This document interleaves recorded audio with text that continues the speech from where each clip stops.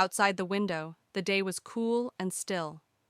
Meanwhile, on the table, charcoal slowly burned, heating a copper teapot filled with warm spices.